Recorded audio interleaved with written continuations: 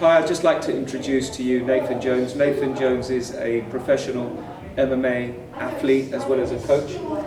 And I want to introduce Nathan to the whole body of martial artists that I instruct worldwide. Nathan and I will be doing a seminar together on progressive striking. So I'd like this opportunity to really just, for you guys to really get to know Nathan.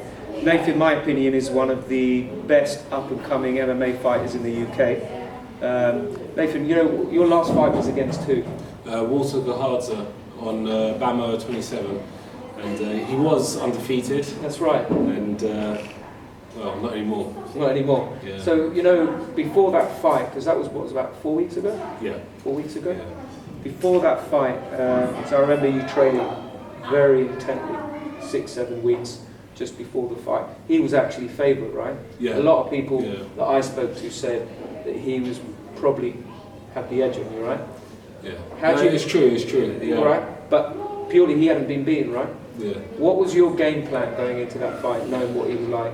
Well, it was, you know, it was the mindset. The mind is so powerful. So first of all, it was about believing in myself, what I could bring to the table. You can be X, Y, or Z. It doesn't matter, but it's all about what you can do and what you can bring. So I knew I had to be myself, be calm, be focused, believe, and breathe. So what that meant was, in actuality, was let the first round go. Let him get tired, take minimal damage, feel him out, you know, and that's what you did in the first round. Yeah, because that's why I watched. I was doing a class actually, and we were watching the fight.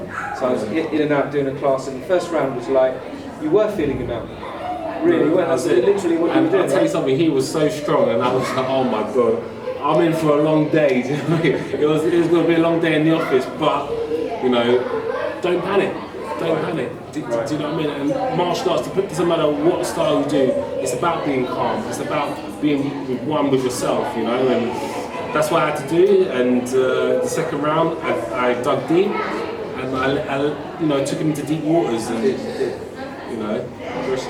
Towards the end of the fight, he was breathing really heavy. Yeah. He looked like he had nothing. So was I, to be fair. I know. That's what I'm I was so tired. I was like, but you didn't look as tired. No, yeah. Well, you know, you got to have game face on, you know. Have my game face on, and I'm used to what a 3-round fight feels like. I'm used to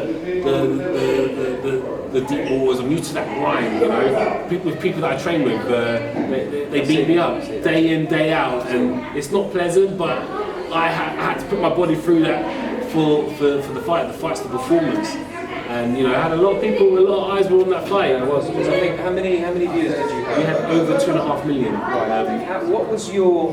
See, my background in the martial arts. People know me for Southeast Asian fighting arts. I've done, you know, like Tao, and I went into Silat, and I'm well known for Silat. What was your background in the martial arts? How did you start? Well, to be fair, I was just MMA, you know. I came into this very building. I was asked for the train, self-defense.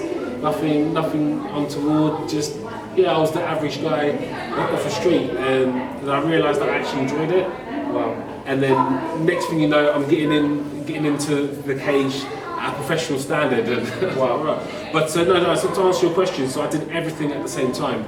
So you were wrestling, boxing, kickboxing, Brazilian Jiu-Jitsu at the same time? All at the same time, yeah. I mean, not all together. As in a week, within a week? Within the week, one hour's this, 1 hour's that, and then at the end of the week it would be MMA sparring, putting it all together.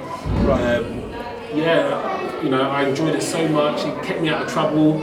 You know, I mean, the devil makes work for idle hands, you know, so I made this my office, and now it is my office, and I've been doing that non-stop, training every day, twice a day, some days, 3 times a day, you know, for the last 6 years, and to get to where I am today. So you're currently as well, because we both work at the same gym, Richmond Fitness Club.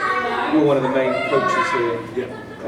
But you train, you do one-on-ones, you do group classes. You want to tell us a little bit about that? Yeah. So you know, my fight name's Mr. Bag and Tag, as in I'm bag you and tag you. But the I laugh myself. But the business is called In the Bag, which is about, you know, having your goals and fulfilling them like it's in the back of the net. It's a hole in one. It's in the bag. That's where the concept came into it. So coaching, teaching, training, you name it, I do it. Because I watch you, we do Brazilian Jiu-Jitsu, it's predominantly Brazilian Jiu-Jitsu. It's Brazilian Jiu-Jitsu every night, although we've got K1, wrestling, etc. You're currently a Brazilian Jiu-Jitsu, what belt? Purple belt in Jiu-Jitsu. Right, so okay, so that's, educate me in Brazilian Jiu-Jitsu, it goes white, blue, purple, right, brown, okay. black. So how long have you been doing Brazilian Jiu-Jitsu? 6 years now. Right, So, wow. Yeah, I've been grafting every day. Wow. The beauty about it is there's still a long way to go. Yeah, no, absolutely. But yeah, it's an art. It's an art that I hugely respect. I've sparred Brazilian Jiu-Jitsu guys. I've got a ground game, but for me, in my opinion, there's no one better on the ground than Brazilian Jiu-Jitsu. Oh yeah, I love it. It's a fantastic martial art. My mum's not too keen on it because I've got a few bits on my ears and stuff, but that's neither here nor there. So your aim really is to get the black belt in Brazilian Jiu-Jitsu? Oh yeah, 100%. And for me, that's where the journey starts, or where the journey will start. I've been fortunate to get my black belt in my kickboxing, so I'm second down in kickboxing, and again, once I got that black belt, that's where my journey started. So I love it. There's always new things to work out, and the beauty about it is I can start to work it out for myself and pass it on through my classes and whatnot. So. As a mixed martial arts professional and as someone who's constantly sparring and fighting, for yourself, where would you say your strongest aspect of fighting is? In all honesty, it depends who I fight. Really? If I fight a stand-up guy, I'm taking it to the ground. Right. I don't like getting hit. Do you know what I mean? But at the same time, if I'm fighting a grappler, we're standing all day long. Why fight you at your strongest? Why? So you don't. So I like that. So you don't really, because for me, I've said this for years. For me, the founder of MMA was Bruce Lee, right? Mm-hmm. If you look at Enter the Dragon, you see Bruce is wearing MMA. You see the black gloves he's wearing. Yeah. You see what he finishes with? He finishes with an armbar, right? Mm-hmm. He takes someone down. If you see it, for me, Bruce Lee was the founder of MMA. He mixed. He was the guy that founded MMA, right? Mm-hmm. But so you're saying that you don't really have a box. No, and that's the beauty about the sport, how it's evolving. Before people would just have single pedigrees. Exactly. But now we're becoming well-rounded. And what about the internal side of martial arts? Where does that fit in? Because not a lot of people, right, in traditional martial arts, they look at MMA, right, and they don't really understand it. They think it's a group of guys just training hard, conditioned, going in a cage, but they don't understand how technical and how mentally demanding it is, right? So where would the internal side come into it in your martial arts training? In my martial arts training, because the stigma you mentioned, there are guys out there that are like that. Yeah. But the difference between fighters and athletes is this internal stuff. So for me, it's about breathing. It's about the belief. Right. The visualization, right. But not just that, it's respecting your partners and yourself. I come into the dojo, I take my shoes off, I bow before I go onto the mat. Right. Okay. The respect factor. For sure. And all my hard day's work is left at the mat, and I bow. And once I bow, then I'm back to my life. So definitely it's having that respect, but also. It's about the path to enlightenment, as it were. Right, okay. The constant learning. I'm not just saying buzzwords here. This is generally how I live my life. We've always got something else to learn, and we can always get better, and that transcends into life.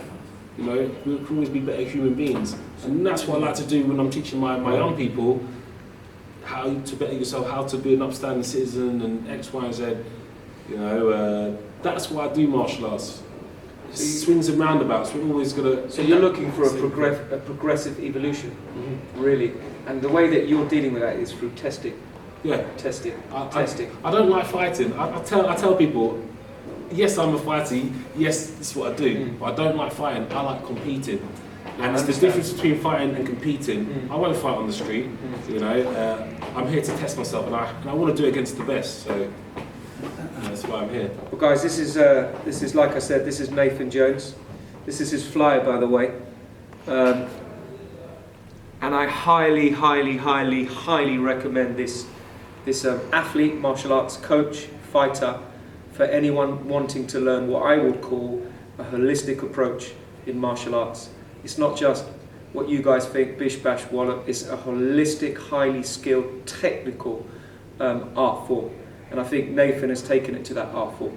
So anyway, we'll be doing a seminar in 2 weeks' time, and we'll be focusing on progressive striking. I'll be coming from a Southeast Asian point of view, and Nathan will be, his angle will be progressive striking from MMA and his fight background. So thanks, Nathan. No, thank you. Cheers. Cheers.